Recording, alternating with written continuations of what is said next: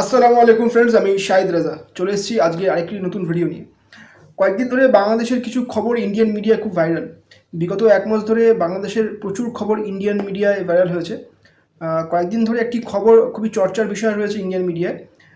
Indian মিডিয়াটা বলার চেষ্টা করছে যে বাংলাদেশে নাকি সেখানকার সরকার হিন্দুদের ধর্মীয় উৎসব পালনে নিষেধাজ্ঞা জারি করেছে। ঘটনাটা কি সত্যি, না এর পিছনে অন্য কোনো বিষয় রয়েছে? আসুন আজকে এই বিষয়ে একটু ফ্যাক্ট চেক করে দেখি যে অ্যাকচুয়াল ঘটনাটা কী। কয়েকদিন আগে বাংলাদেশের যিনি ধর্মীয় উপদেষ্টা মিস্টার আফম খালিদ হোসেন, উনি একটি প্রেস কনফারেন্স করেছিলেন। সেখানে ওনার আরও সব সহকর্মীরা ছিলেন। তো উনি সেখানে একটা বক্তব্য দিয়েছিলেন যে বাংলাদেশে আজানের আগে, মানে আজানের 5 মিনিট আগে থেকে নিয়ে নামাজ চলাকালীন পর্যন্ত, যতক্ষণ না নামাজ শেষ হচ্ছে সেই সময়টুকু পর্যন্ত সব ধরনের বাদ্যযন্ত্র এবং মাইক বন্ধ রাখতে হবে। হিন্দুদেরও যে ধর্মীয় উৎসব, তারাও কিন্তু এই সময়টাতে তাদের যে মাইকটা সেটা তারা বন্ধ রাখবে। তারপরে আবার তাদের যে কার্যক্রম সেটা তারা করতে পারে। এখানে কিন্তু নিষেধাজ্ঞার কোনো কথা বলা হয়নি, কিন্তু ইন্ডিয়ান মিডিয়া খুবই নির্লজ্জতার সাথে এই কথাটা প্রচার করছে এবং খুবই জঘন্য তারা মানে ক্লিপ তারা শেয়ার করছে। বলছে যে বাংলাদেশে তালিবানি শাসন, বাংলাদেশে উগ্রবাদীরা হিন্দুদের ধর্মীয় উৎসবে পালনে বাধা দিচ্ছে, বিভিন্ন ধরনের খবর। এবং আমি জানি না যে এই ইন্ডিয়ান মিডিয়ার যে সমস্ত মানুষজন, তাদের মাথায় কি আছে, এত ঘৃণা কেন আমাদের ইন্ডিয়ার মধ্যে হওয়া সেই সমস্ত ঘটনায় যেখানে মুসলিমদেরকে বিনা কোনো অপরাধে পিটিয়ে মেরে হত্যা করে দেওয়া হয়, তখন তারা চুপ থাকেন, তাদের মুখ দিয়ে একটা কোনো কথা বেরোয় না। তখন সেটা কিসের শাসন হয়? তালিবান যেহেতু মুসলিম, সেক্ষেত্রে মুসলিম কান্ট্রিতে কিছু হলে আপনারা খুব ইজিলি তালিবানি শাসন বলে সেটাকে চালিয়ে যেতে পারেন, বা সন্ত্রাসবাদী, উগ্রবাদী সমস্ত কিছু যত রকম লেভেল আছে, অ্যান্টি যত রকমের লেভেল আছে, সব রকমের লেভেল আপনারা লাগিয়ে দেন। কিন্তু যখন নিজের দেশে এই সমস্ত ঘটনা ঘটে, তারা কারা? তারা তো মুসলিম নয় যারা পিটিয়ে মারছে। কয়েকদিন আগেই তো একটা ঘটনা ঘটেছে উত্তরপ্রদেশ না, হরিয়ানাতে একটি পশ্চিমবাংলার যুবককে পিটিয়ে হত্যা করা হয়েছে এই অভিযোগে যে সে গরুর মাংস খেয়েছে। যদি খেয়ে বা থাকে, মারার অধিকার কার আছে? মারার অধিকার কি কারোর আছে? নেই। তো এই যে কাজগুলো যারা করছে তারা কারা?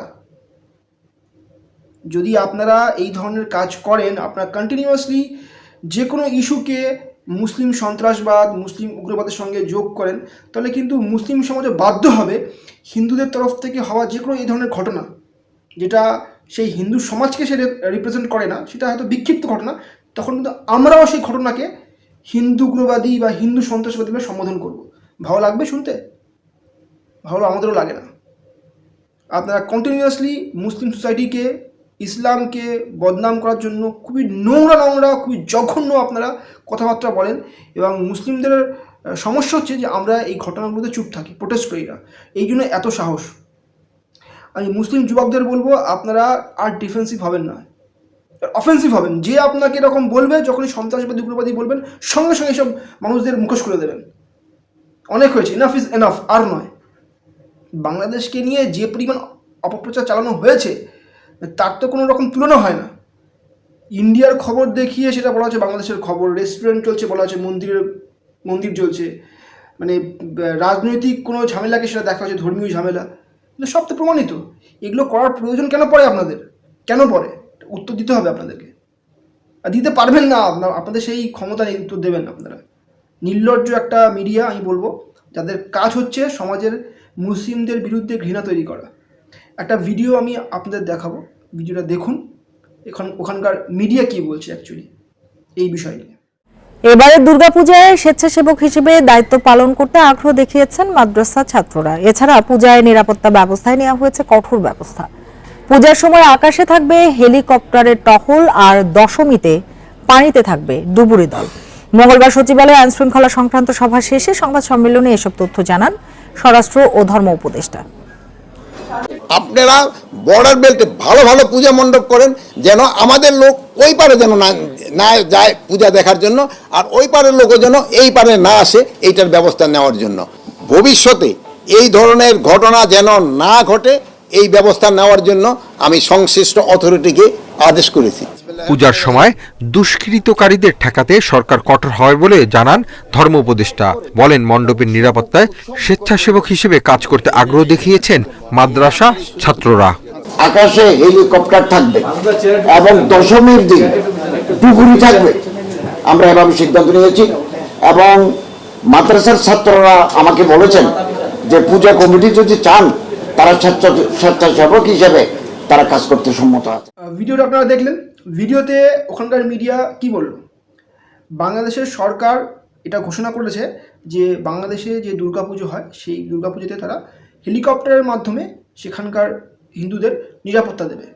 এই কারণে দেবে যে যেহেতু বাংলাদেশে একটা অস্থিতিশীল পরিবেশ রয়েছে, কিছু একটা ঘটনা ঘটেছে, সেক্ষেত্রে যাতে তাদের নিরাপত্তাটা ইনশিওর করা যায়, তাদের মধ্যে একটা বিশ্বাস তৈরি করা যায়, সেক্ষেত্রে সরকার একটা পদক্ষেপ নিয়েছে। সেখানে কিন্তু কোনো রকম কোনো নিষেধাজ্ঞা জারি করা হয়নি।